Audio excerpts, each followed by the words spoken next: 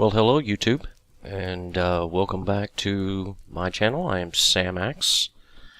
Today, as promised, we are going to take a tour of the AE factory floor that I have called AxeCo. From here, I'm standing in what I call the control room. It has the vast majority of the machines that you use to interface with AE. The monitors overhead obviously show the things that are important to me. Blaze rods, because they're used to power all of my boilers. UU matter, because, you know, it's UU matter.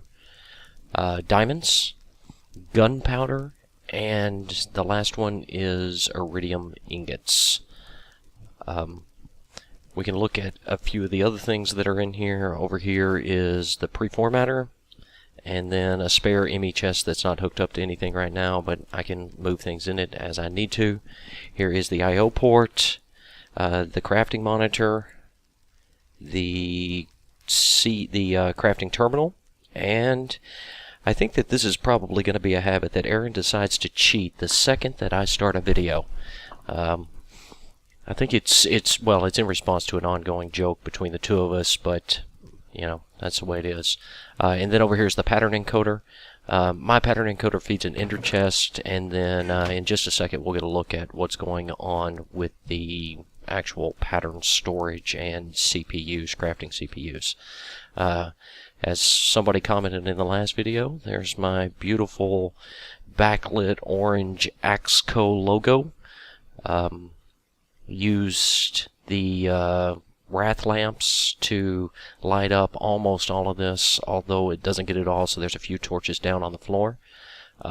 Use the black lights, or black inverted lights, as the flooring in here, and then on the back wall you see the disk drives.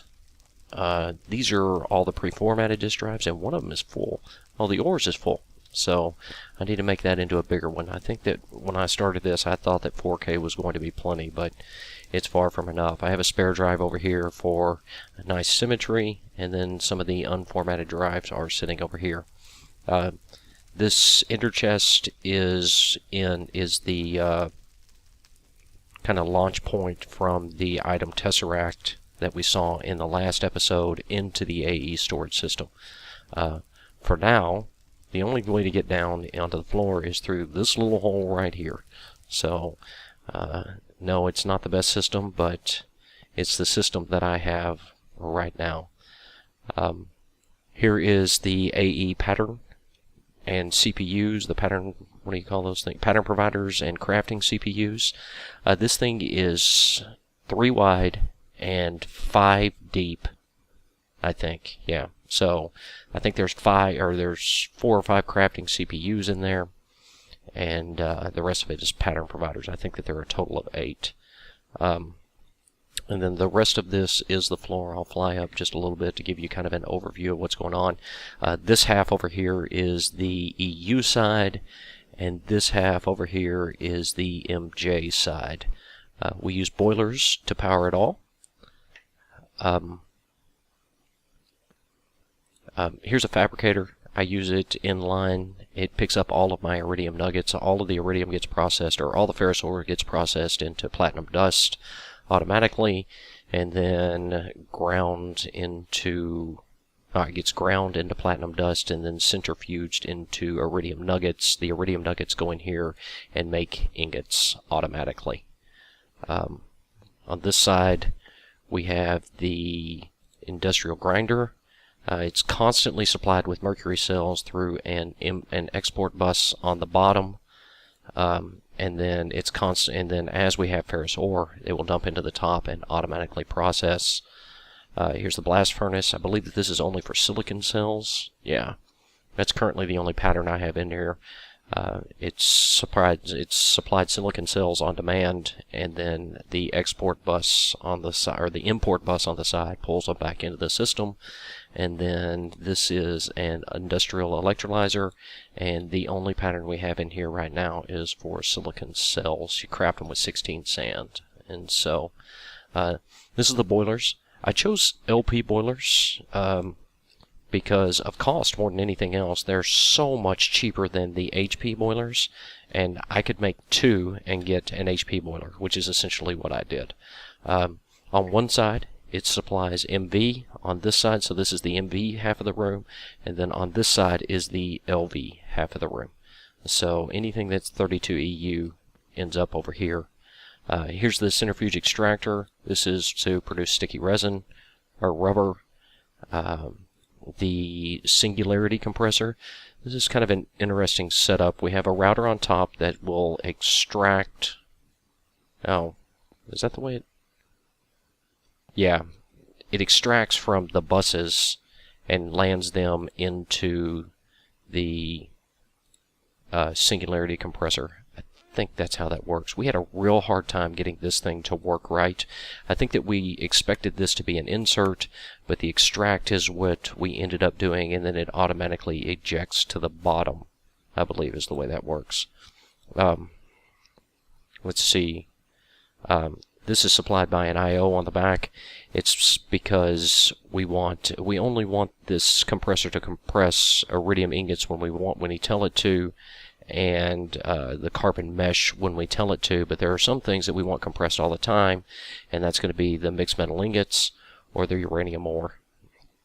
Work a little further down, we have the implosion compressor.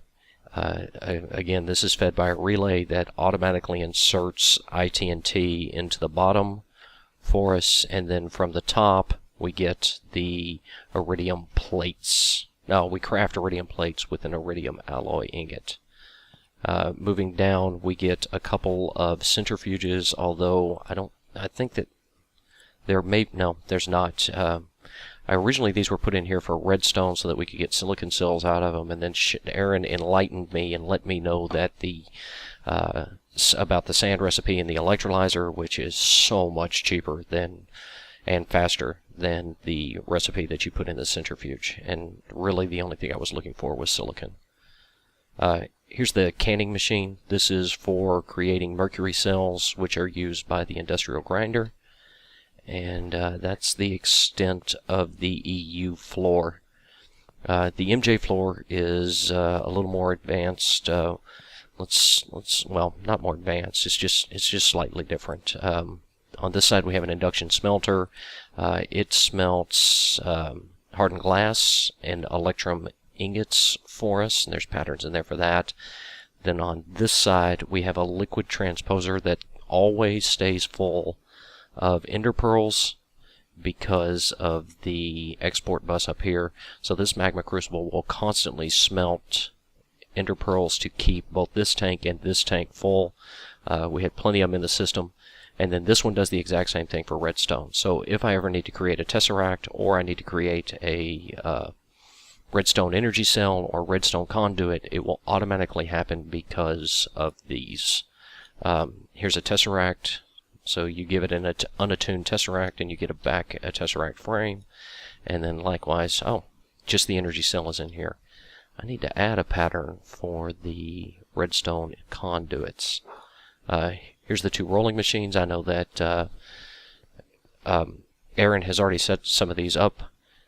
This is refined iron, bronze, and tin to make our mixed metal ingots. And then likewise in the rolling machine over here, we have the iridium alloy ingot. Some of you may have noticed our fancy villager over here. I like the white ones. They look like somebody that would look into or work in a factory, and so I brought them in here thinking that they would walk along these catwalks, and it took them all of about 3 minutes to find a way to fall to the floor. And it means I need to figure out a better way of keeping them up on this platform, and I currently don't have that way. So,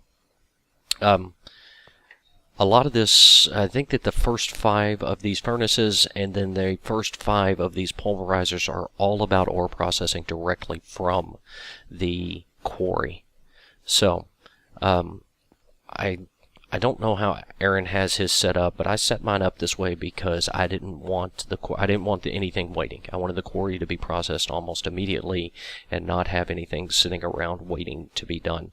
And so each of these are dedicated to a specific ore. This one's dedicated to iron, this one's dedicated to gold, This one is dedicated to copper, and then tin, and then silver. And then likewise there is a corresponding furnace on this side that processes the resulting dust.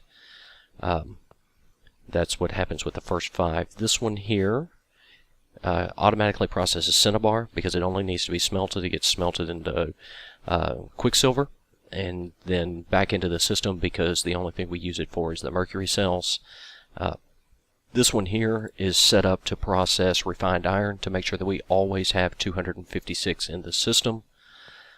This one controls is for crafting of the ME or the AE assembler patterns, and the silicone are for smelting that. And then this last one here is all about glass. It keeps 2 stacks of glass in the system at all time. And then on the other side we have the pulverizer. This keeps I think it's 10 it's like 8 stacks of sand in the system. And then let's look up here. This one handles pulverized or glowstone,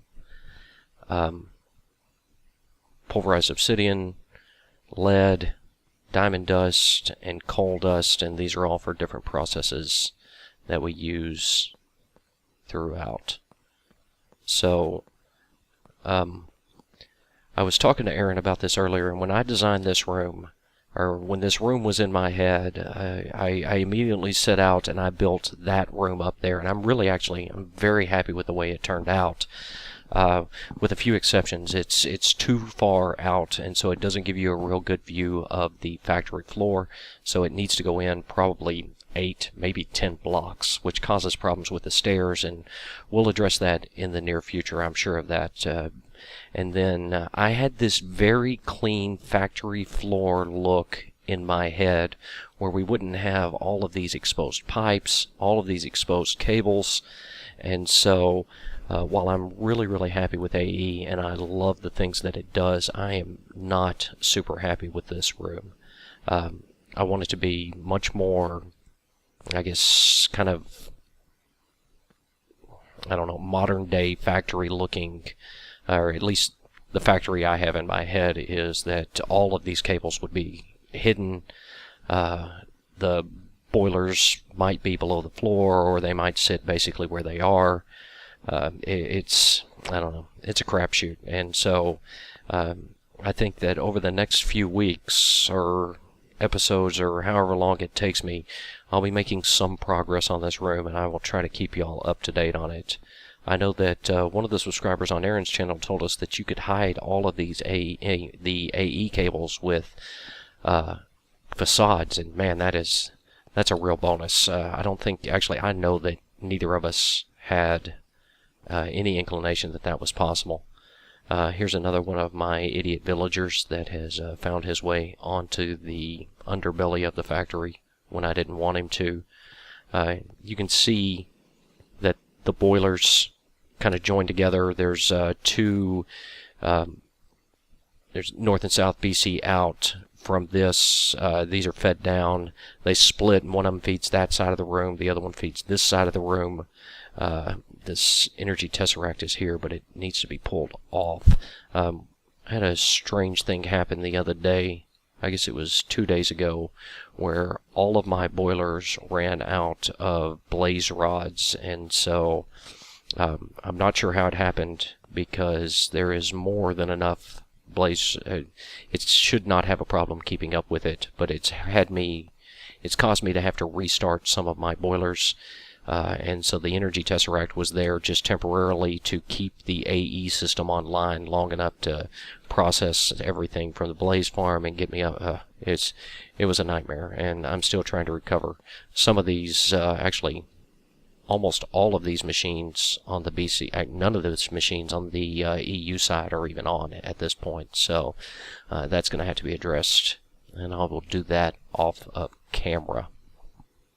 So I think that that's about it for the day. I promise you that I am done with factory tours and base tours. I appreciate all of the added subscribers that I'm getting. I know that a lot of that is due to Aaron and his popularity, and I really enjoy playing on the server with him. He's a great resource and a lot of fun to play with. I'm sure that many of you can see that just from the stuff that he's done so far.